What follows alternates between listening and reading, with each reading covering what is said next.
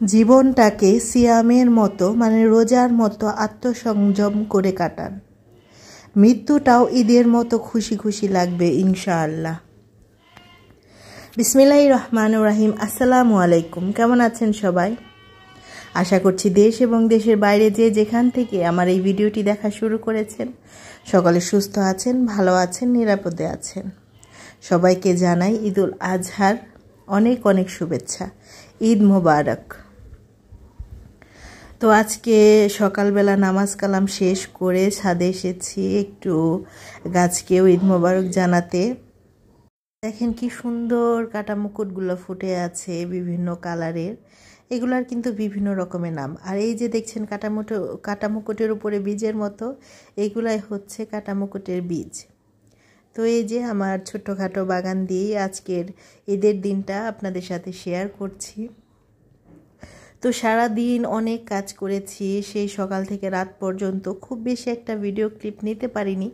তো ছোটোখাটো একটু যেটুকু নিতে পেরেছি সেইটুকু আপনাদের সাথে শেয়ার করব। আমি জানি ঈদের দিন আমার মতো সকল গৃহিণী অনেক অনেক ব্যস্ত ছিলেন। আর ঈদের দিনটা ছিল এত সুন্দর, বাতাসে পরিপূর্ণ, কোনো বৃষ্টি ছিল না, মেঘ ছিল কিন্তু বৃষ্টি ছিল না, আবার রোদও ছিল না। খুব সুন্দর একটা দিন ছিল।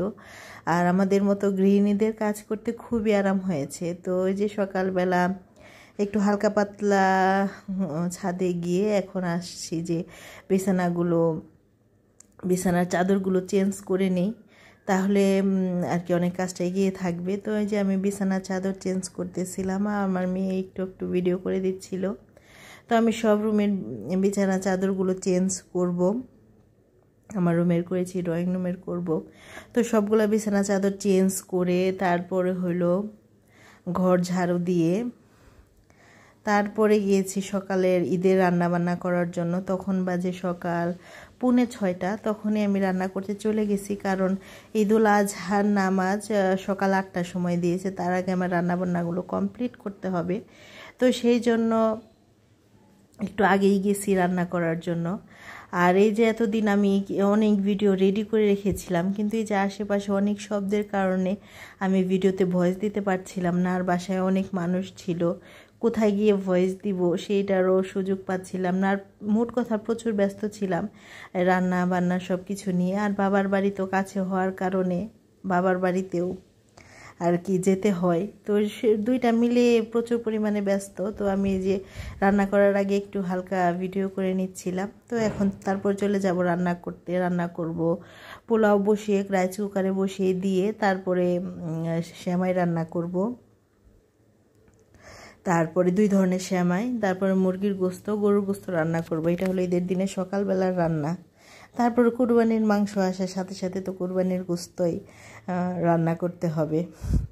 তো আপনাদের সবাই ঈদ কেমন কাটলো, কে কিভাবে ঈদ কাটালেন, কার কীরকম ব্যস্ততা ছিল, সবাই আমার সাথে আমার কমেন্টের মাধ্যমে শেয়ার করবেন। আর যারা আমার মতো ব্লগার আপুরা আছেন তাদেরকে তো তাদের ভিডিও তো দেখবই ইনশাআল্লাহ। তো আমি আর রান্নার ভিডিও ক্লিপস নিতে পারিনি।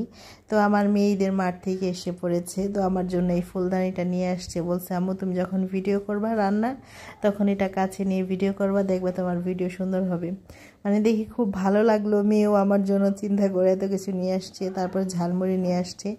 এর মধ্যে আমি রান্না কমপ্লিট করে নিজে গোসল করে ফ্রেশ হয়ে নিয়েছি। যদিও কাপড়টা একটু পরে চেঞ্জ করতে হবে, তবুও সবাই একসাথে খাওয়া দাওয়া করবো এখন। তো সেই জন্য আর কি নিজে একটু গুছিয়ে পরিপাটি হয়ে নিলাম। তো আজকে আমি রান্না করেছি যা আপনার সাথে তো ভিডিও ক্লিপস নিতে পারিনি রান্না বান্নার। তো এই যে সেমাই রান্না করেছি, লম্বা সেমাই, লাচ্চা সেমাই, মুরগির গোস্ত আর গরুর গোস্তটা পাতিলি। তো তারপর আর ভিডিও নেওয়া হয়নি। এখন হলো যে বড়ি পরিষ্কারের পালা। তো সবাই তো এই কাজে নিয়োজিত ছিলেন, আমি যতটুকু জানতে পারছি বুঝতে পারছি। তো আমার বড়ি পরিষ্কার প্রায় শেষের দিকে, মোটা অংশটা অলরেডি আমি পরিষ্কার করে ফেলেছি। তা এখন ওই যে চিকন অংশটা সেটা আমি সিদ্ধ করে এখন এটা ক্লিন করছি। মানে এত বড়ি পরিষ্কার করতে অনেক কষ্ট, মানে আমি একা এই কষ্টগুলো করতেছিলাম আর ভাবতেছিলাম নিজে কষ্ট করছি অথচ সবাই মজা করে খাবে। অবশ্যই এর মধ্যেও নিজের একটা সার্থকতা আছে নিজের খুশি ভালো লাগার যে সবাইকে পরিবারকে খুশি করা যায়। তো সারা দিন আমার এভাবেই কাটছে। তো এই যে এখন ভুঁড়ি পরিষ্কার করছি, ভুঁড়ি পরিষ্কার করে তারপর আমি গরুর গোশত রান্না করব। তো গরুর গোশত রান্না করার পরে আমি আবার গোসল করেছি, গোসল করে ফ্রেশ হয়েছি। তারপর আবার আমার আম্মু ফোন দিয়েছে, তোমার খালামণি তোমার জন্য ভুঁড়ি পাঠিয়েছে। আমি ভুঁড়ি খাইতে পছন্দ করি, তো আমার খালামণি আমার জন্য ভুঁড়ি পাঠাইছে, তো সেটা পরিষ্কার করার জন্য। তো আবার আমার সন্ধ্যাবেলায় বাবার বাড়ি যাইতে হয়েছে যে আবার ভুঁড়ি ক্লিন করার জন্য। মানে আমি একই দিয়ে 2বার ভুঁড়ি পরিষ্কার করছি। দেখেন, চিন্তা করা যায় একদম রাত 8টা পর্যন্ত। মানে আমার শরীরটা এত ক্লান্ত হয়ে গেছে। দেখেন কি সুন্দর ভুঁড়িটা পরিষ্কার হয়ে গেছে, একদম সাদা ধবধবা ক্লিন হয়ে গেছে। তো আপনাদের ভুঁড়ি পরিষ্কারের প্রসেসটা আমি ভিডিও করতে পারিনি, কারণ তখন সবাই ব্যস্ত ছিল। তো এখন আমি এই যে গরুর গোশত রান্না করে ফেলবো। তো গরুর গোশত রান্না করার জন্য সব আগেই রেডি করে রেখেছিলাম। এখন রান্নাটা বসিয়ে দেব, কারণ জানি তো দুপুরবেলা গরুর গোশতটা রান্না করতে হবে।